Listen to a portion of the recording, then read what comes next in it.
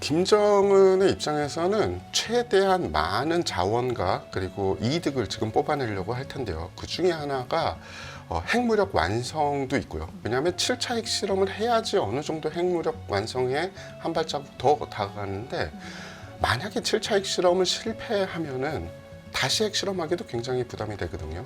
그래서 최대한 많은 핵 무장에 대한 기술을 러시아에게 받아오고 싶을 거고요. 또 하나는 우크라이나 러시아 전쟁이 진행이 되면서 핵 무장을 한 러시아가 핵무기를 쉽게 투사하는 모습을 보질 못했죠. 그래서 김정은 입장에서는 할아버지 때부터 어렵게 완성한 핵 무장이 나중에 전쟁이 나도 쓰지 못할 수도 있다라는 위기감이 있을 거고, 그렇기 때문에 러시아의 발전된 재래식 무기에 대한 기술도 일부 받으려고 노력을 할 겁니다. 네.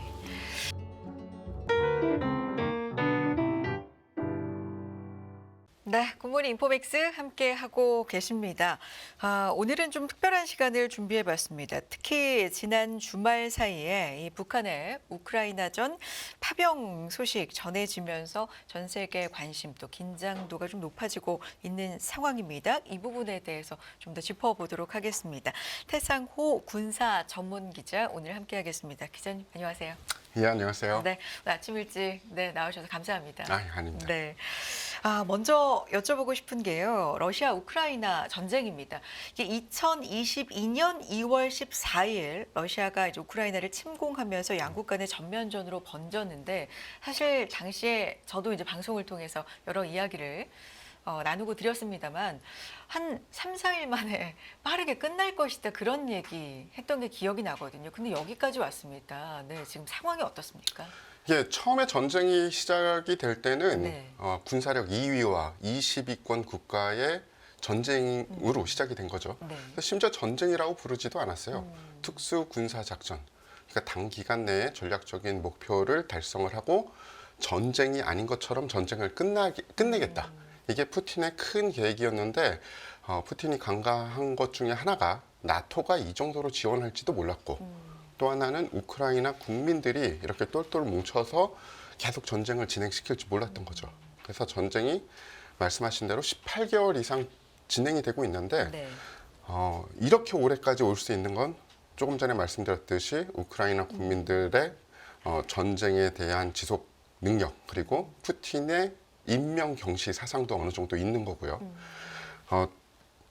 그리고 전쟁의 추세를 좀 보면 네. 최근까지는 약간 소모전 개념이었어요.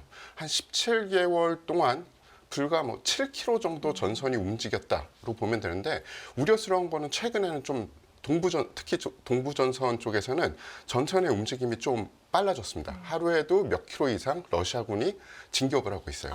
그래서 좀 우려스러운 면이 없지 않죠. 네. 그러면 우크라이나 전쟁 도대체 거슬러 좀 가보면 원인이 무엇인 건지, 왜 전쟁이 일어나게 된 건지, 역사적인 배경은 뭐가 있는지 이런 걸 좀 짚어보면 좋을 것 같습니다. 그죠.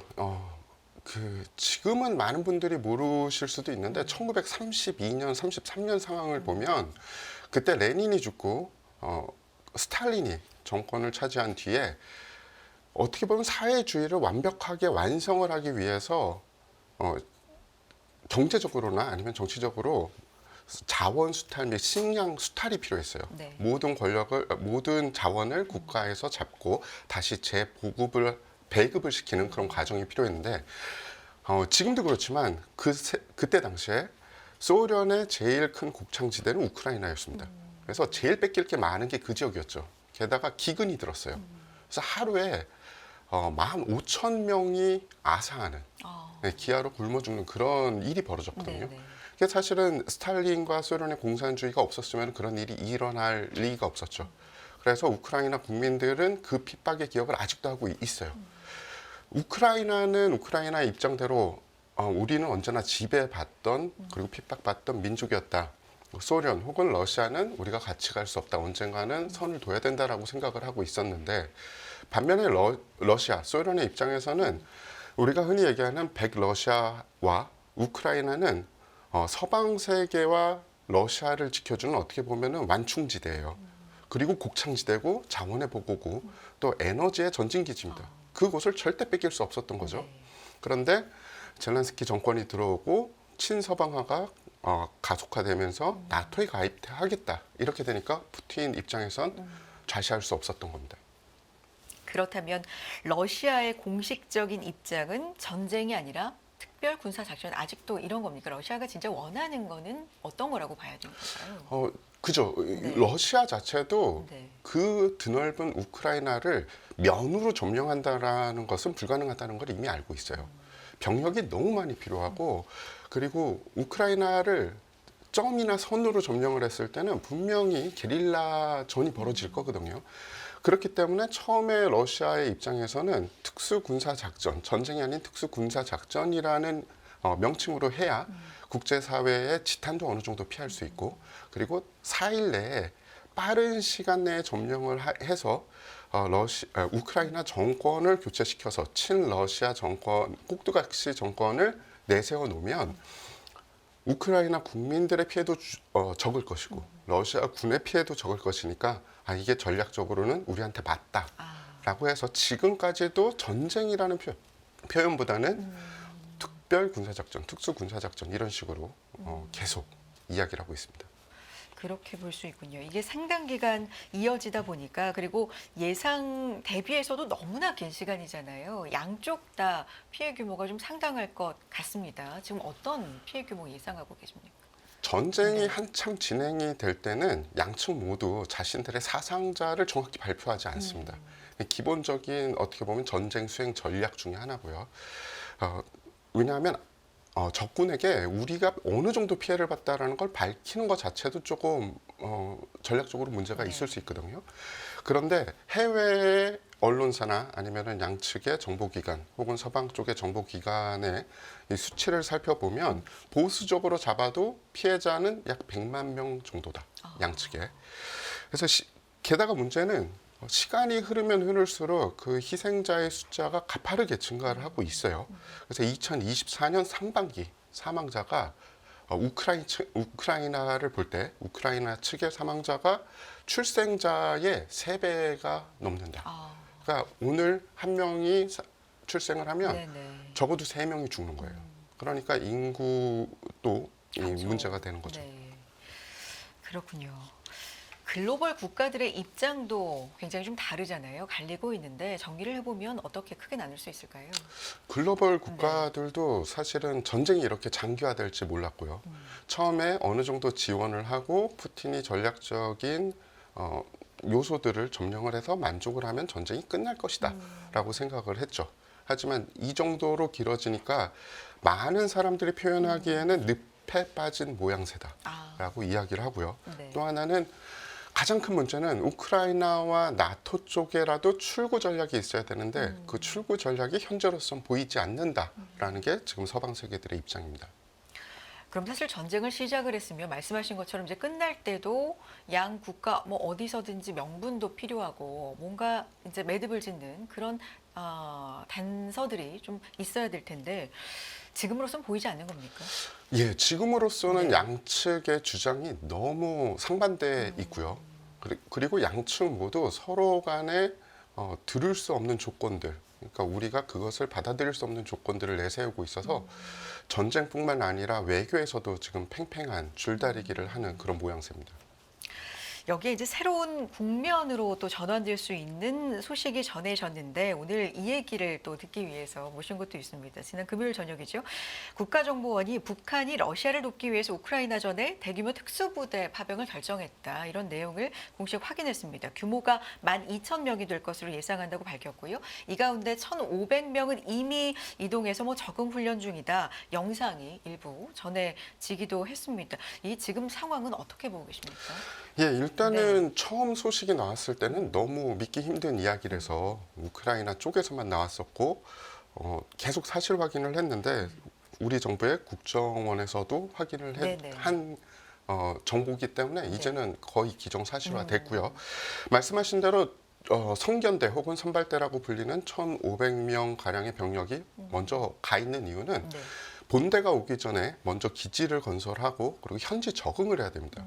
현지 적응을 하면서 우리가 필요한 무기들 그리고 주변에 우리가 협력할 수 있는 부대들과 연결을 해야 되거든요.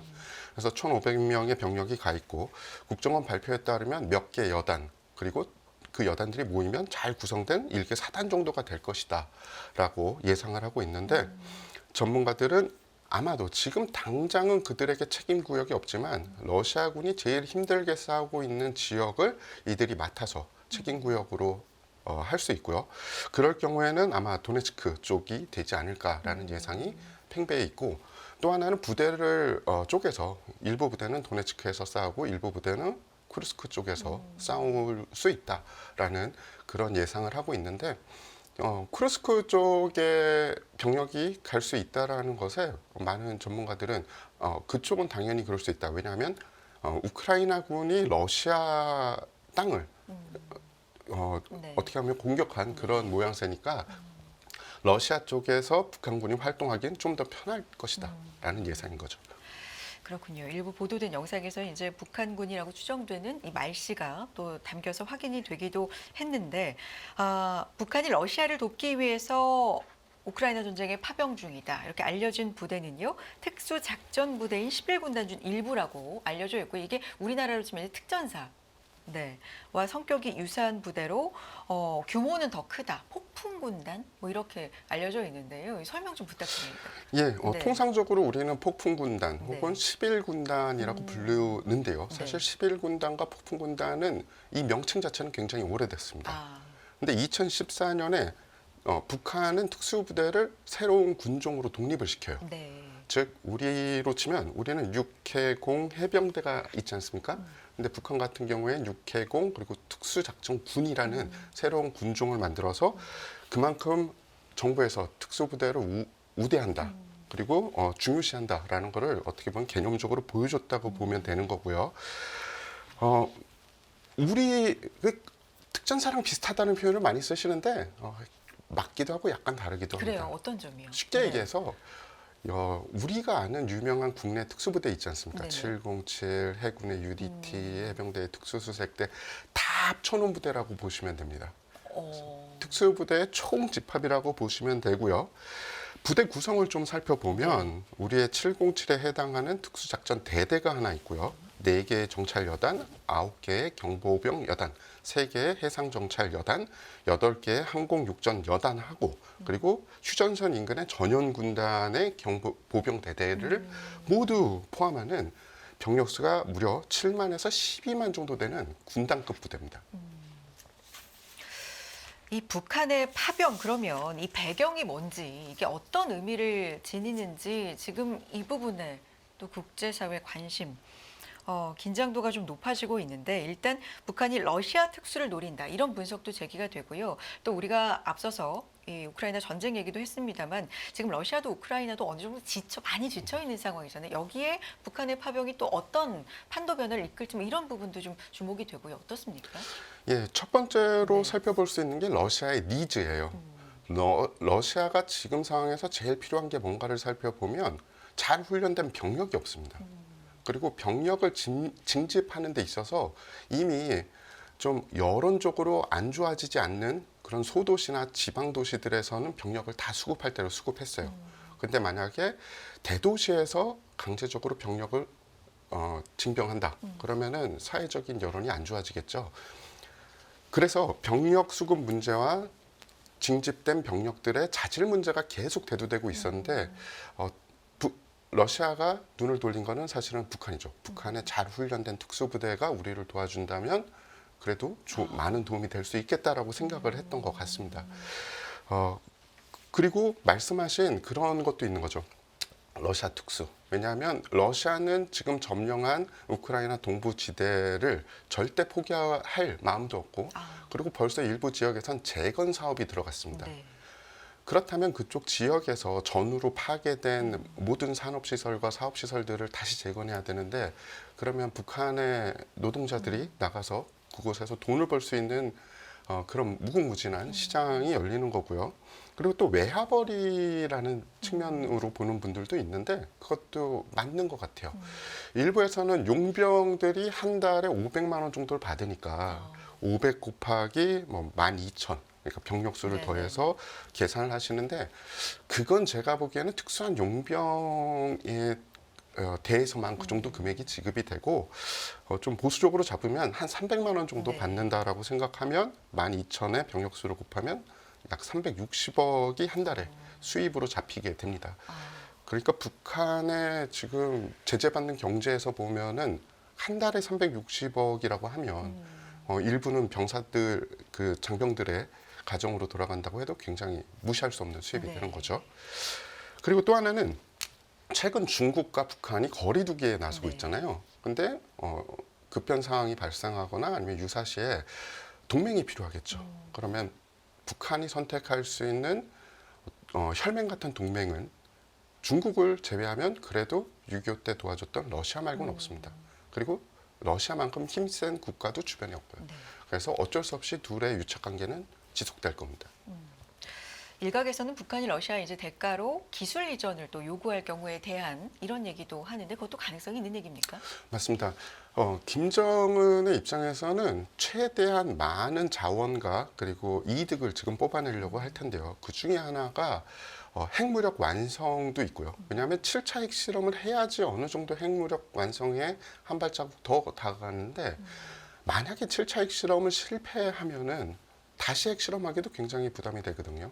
그래서 최대한 많은 핵 무장에 대한 기술을 러시아에게 받아오고 싶을 거고요. 또 하나는 우크라이나 러시아 전쟁이 진행이 되면서 핵 무장을 한 러시아가 핵 무기를 쉽게 투사하는 모습을 보질 못했죠. 그래서 김정은 입장에서는 할아버지 때부터 어렵게 완성한 핵 무장이 나중에 전쟁이 나도 쓰지 못할 수도 있다라는 위기감이 있을 거고, 그렇기 때문에 러시아에 발전된 재래식 무기에 대한 기술도 일부 받으려고 노력을 할 겁니다. 네. 우리나라의 대응, 뭐 말도 지금 속속 발표가 보도가 되고 있는 상황인데 우리의 입장 정리를 좀 해주실까요? 네. 예, 뭐 정부에서는 네. 많은 노력을 하고 있을 거고요. 그리고 지금은 적이나 아니면 외교적으로도 굉장히 엄중한 상황인 건 맞습니다. 네. 살상 무기에 대한 수출도 지금처럼 그냥 잡고 있지 않고 우리가 수출할 수 있다 이런 입장을 내보일 수 있다라고 이야기하는데 네. 제 생각은, 그리고 아마도 정부에서도 단독적으로 움직이기보다는 나토와 미국과 함께 연합을 해서 그들과 제일 좋은 안으로 가지 않을까 싶습니다. 정리해 보겠습니다. 오늘 여러 가지 지금까지의 상황 그리고 배경에는 어떤 부분들을 좀 고려해야 될 사항들이 있는지 말씀해 주셨는데 우크라이나 전쟁 지금 이렇게 지속되고 있고 또 북한군 파병이라는 뭐랄까요 변수 이런 것까지 또 더해지고 있습니다. 어떻게 진행이 될 거라고 보십니까? 조심스럽게. 네. 앞서 말씀드린 대로 지금 현재 출구 전략이 없는 게 가장 큰 문제예요. 양측 모두 출구 전망이 없는데 네. 이럴 때는 사실 가장 오래 버티는 쪽이 유리할 수밖에 없습니다. 서방 세계 정보기관에서 살펴본 바에 따르면 전쟁 지속 능력이 우크라이나는 앞으로 한 1년 정도, 네. 러시아는 2년에서 3년 정도라고 하니까 네. 아무래도 러시아에는 조금 유리한 시기임엔 분명하고 앞으로 계속되면 계속될수록 러시아에 좀 더 유리한 그런 상황이 전개될 가능성이 높습니다. 결국 무력적으로는 양측 모두 갈 때까지 갔고요. 외교적으로 매듭을 풀어야 되는데 그 외교적 매듭이 푸는 그런 결정적인 상황이 혹자들은 다음 미국 대선이다라고 이야기를 하는데 그것도 전문가들 입장에서는 그렇게 쉽게 되진 않을 것이다. 그래서 밝은 희망은 현재까지는 없습니다. 알겠습니다. 오늘 여기까지 듣도록 하겠습니다. 태상호 군사 전문 기자 모셔서 최근 지금까지 상황 정리해봤습니다. 기자님 말씀 고맙습니다. 예.